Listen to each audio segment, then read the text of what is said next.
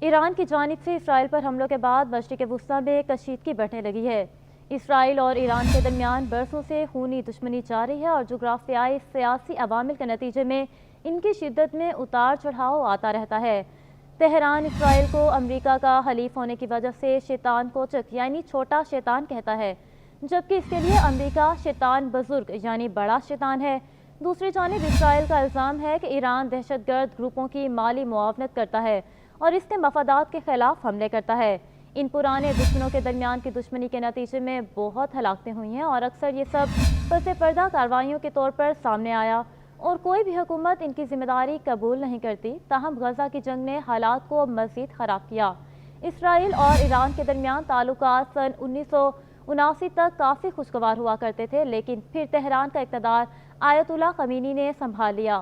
اگرچہ ایران نے فلسطین کی تقسیم کے منصوبے کی مخالفت کی تھی، جس کی وجہ سے سن 1948 میں اسرائیل کی ریاست قائم ہوئی تھی، لیکن مصر کے بعد ایران دوسرا اسلامی ملک تھا جس نے اسے تسلیم کیا تھا۔ اس وقت ایران میں بادشاہت تھی اور وہاں پہلوی خاندان کے شاہوں کی حکومت تھی اور وہ مشرق وسطی میں امریکہ کے اہم اتحادیوں میں شامل تھے۔ اسی وجہ سے اسرائیل کے بانی اور اس کے پہلے سربراہ ڈیوڈ بن گورین کی حکومت نے اپنے عرب پڑوسیوں کی طرف سے نئی یہودی ریاست کو مسترد کرنے کا مقابلہ کرنے کے لیے ایران سے دوستی کی کوشش کی اور ان کی دوستی حاصل بھی کی، لیکن سن 1979 کے انقلاب نے شاہ کا تختہ الٹ کر ایک اسلامی جمہوریہ قائم کی گئی۔ نئی حکومت کی شناختی ایک اہم علامت میں امریکہ کی مخالفت اور اس کے اتحادی اسرائیل کی سامراجیت کو مسترد کرنا شامل تھا۔ نئی آیت اللہ حکومت نے اسرائیل کے ساتھ تعلقات منقطع کر لیے، ان کے شہریوں کے پاسپورٹ کو تسلیم کرنا بند کر دیا اور تہران میں اسرائیلی سفارتخانے پر قبضہ کر کے اسے فلسطین لبریشن آرگنائزیشن یعنی PLO کے حوالے کر دیا۔ PLO اس وقت اسرائیلی حکومت کے خلاف فلسطینی ریاست کی قیادت کر رہی تھی۔ اسرائیل کے خلاف دشمنی نئی ایرانی حکومت کا ایک ستون تھا، کیونکہ اس کے کئی رہنماؤں نے فلسطینیوں کے ساتھ تربیت لی تھی اور انہوں نے لبنان جیسی جگہوں پر فلسطینیوں کے ساتھ گوریلا جنگ میں حصہ لیا تھا اور انہیں ان کے ساتھ بہت ہمدردی تھی۔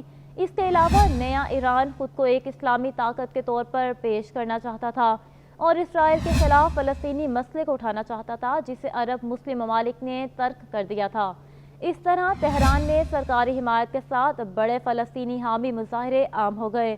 دوسری طرف اسرائیل میں ایران کے خلاف دشمنی سن 1990 کی دہائی تک شروع نہیں ہوئی تھی، کیونکہ اس وقت تک صدام حسین کے عراق کو بڑا علاقائی خطرہ سمجھا جاتا تھا، یہاں تک کہ اسرائیلی حکومت نے ایران کنترا کے نام سے مشہور خفیہ پروگرام کو ممکن بنانے میں ثالث کا کردار ادا کیا تھا، جس کے ذریعے امریکہ نے 1980 سے 1988 کے درمیان اس کے پڑوسی عراق کے خلاف جنگ میں استعمال ہونے والے ہتھیاروں کو ایران کی طرف موڑ دیا تھا۔ لیکن وقت کے ساتھ اسرائیل نے ایران کو اپنے وجود کے لیے ایک اہم خطرے کے طور پر دیکھنا شروع کر دیا اور دونوں کے درمیان دشمنی زبانی جنگ سے نکل کر حقیقی جنگ تک چلی گئی۔ دوسری بڑی علاقائی طاقت سعودی عرب سے بھی ایران کا سامنا رہا۔ ایران اس بات سے آگاہ ہے کہ وہ بنیادی طور پر سنی اور عرب اسلامی دنیا میں ایک فارسی اور شیعہ ملک ہے اور ایرانی حکومت نے اپنی تنہائی کے احساس کے پیش نظر ایک حکمت عملی تیار کرنا شروع کر دی کہ کہیں اس کے دشمن ایک دن اس کی سرزمین پر نہ حملہ کر دیں۔ اس طرح تہران کے ساتھ منسلک تنظیموں کا نیٹ ورک پھیل گیا اور انہوں نے ایرانی مفادات کے لیے فوجی کارروائیاں کیں۔ ان میں لبنان سے تعلق رکھنے والی حزب اللہ سب سے نمایاں ہے۔ اس تنظیم کو امریکہ اور یورپی یونین نے دہشت گرد تنظیم قرار دیا ہے۔ آج ایرانی مزاحمت کا محور لبنان، شام، عراق اور یمن تک پھیلا ہوا ہے۔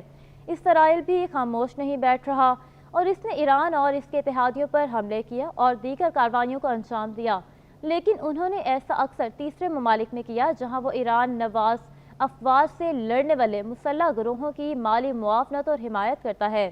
ایران اور اسرائیل کے درمیان لڑائی کو شیڈو وار کے طور پر بیان کیا گیا، کیونکہ دونوں ممالک نے اگرچہ ایک دوسرے پر حملے کیے